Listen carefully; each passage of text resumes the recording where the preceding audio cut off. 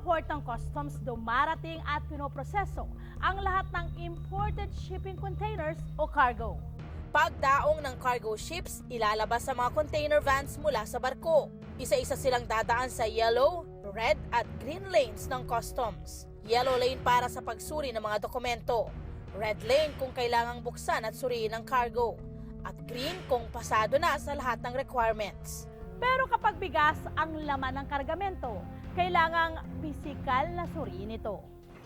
Marami sa Bureau of Customs na nagsimula ng maayos yung pag-iisip at alam nila na dapat ito yung mga gagawin nila. Kaya lang sabi nga nila, yung kultura kasi doon sa Bureau of Customs, kapag hindi ka nakisama, parang outcast ka. May pag-asa pa kayang matigil ang smuggling sa bansa? Yan ang ating aalamin mula mismo kay Bureau of Customs Commissioner Sunny Sevilla. Dito lamang sa Bawal ang Pasaway kay Maring Winnie.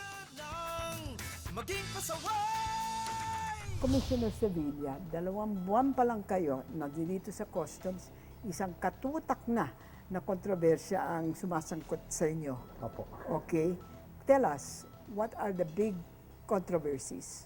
Well, yung sa kasalukuyan ho ngayon, Of course. ang pinakamalaki ay yung tungkol sa bigas. No? Okay?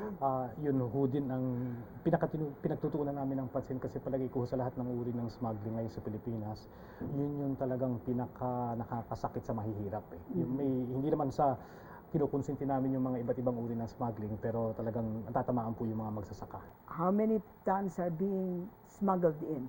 Ayon ho sa datos namin, sa noong 2013 na lang po, higit kumulang 250,000 tons po ng bigas ang pumasok sa Pilipinas na imported by private companies. Na pumasok sa customs Opo. na imported by Opo. private companies. Opo. Meron ba kayong ideya kung ilan ang pumapasok sa Pilipinas na hindi dumadaan sa customs? Yung transfer lang Opo. from the... Siguro yung may marami hong paraan kung paano nagaganap 'yon, kasi po pwedeng pinapasok rin nila sa pamagitan ng customs pero minimis-declare, no? Hindi nyo nakukuha yun? Hindi ho namin Hindi kasama yung number na yun sa po, 200,000? Hindi po. Yung mga 250,000, yun lang po yung dinedeclare na bigas. Okay. Pinapasok sa customs, minimis-declare. Opo. Ano pa ang means? Marin ho na pinapasok sa customs, tama ang declaration, ngunit kulang ang halaga na halimbawa sasabihin nila na ang nilalaman nitong isang container na ito ay 50 bags, yung pala 60. Marami hong paraan yan. Meron din hong nagsasabi sa amin na may nanggagaling ng, pinapalabas na galing ng Sulu, Tawi-Tawi, Basilan, dinadala sa Zamboanga. Pero ang balita ho namin, ang tunay na pinanggagalingan Malaysia, no? Wala naman po akong alam na malalawak na palayan sa Basilan. So those are the 3 main sources of smuggling. Do you have any idea kung ilang containers o ilang kaban? Ang medyo nakakasiguro lang ho kami is yung amount nung dinedeclare as bigas na pumapasok na walang kaukulang import permit na ini-issue ng import. Ayun lang. In other words, we are completely open to all this smuggling that's going on, and we have no idea how much is being smuggled. On the dun ho sa side ng walang import permit, I think we have a Yes, that's 200,000. We have a good But then how come Senators Villar, Juan, what's his name, Asanza, they come up with a figure of 800,000 tons. Where does that come from? Hindi ko ho alam kung saan galing yung data na yun. I assume, no, na pinag-aaralan din nila yung domestic market. Alam naman, may data naman ho kasi kung magkano yung domestic production. Yun naman, mini-maintain naman ho yan ng Department of Agriculture. So yung 200,000 na sinasabi niyong alam ninyo, Opo. for sure. Yes. Kasi ine-import yan Yes. na walang permit. Opo. O ano ba ang problema niyo? Medyo minana na lang ho namin tong problemang ito. Karamihan po ng mga, yung mga deputy commissioner po namin sa team namin ngayon, ang pinaka matagal na ho sa customs sa aming lahat noong October lamang nag-join, no?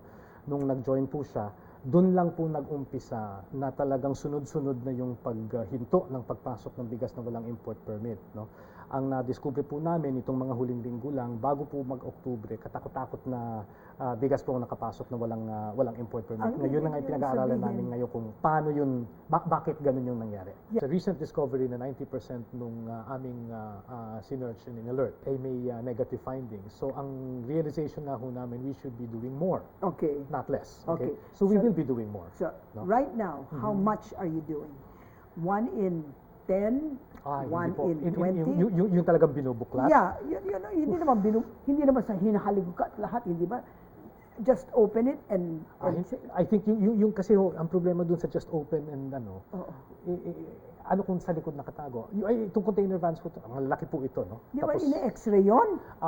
mga out of every 100 containers that are x-rayed, again, mga isa o dalawa lang ho yung may negative findings eh, no? So medyo mahina din yung results namin in terms of So you're saying finding. the examination should be a personal May ganito examination? po kasi yun, ano? Meron kaming tinatawag na risk management group, okay, na tawag nito, profile ang shipments as they come in, no, into red, yellow, green, no? Tapos based on kung halimbawa green siya, then clear, no? Kung yellow siya, then there's heightened inspection of documents, no?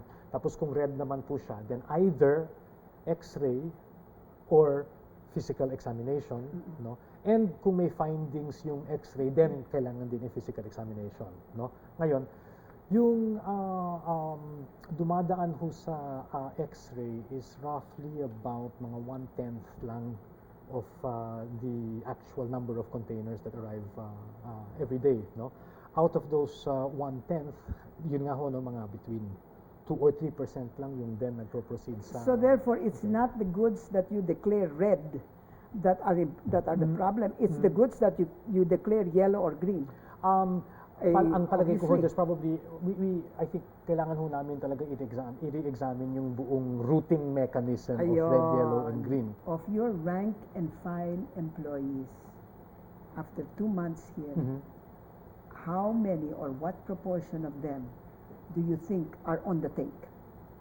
Ay, hindi po ako handang You haven't magsabi. determined yet after 2 months? I haven't All determined right. yet. Mhm. What proportion of your middle management are corruptible?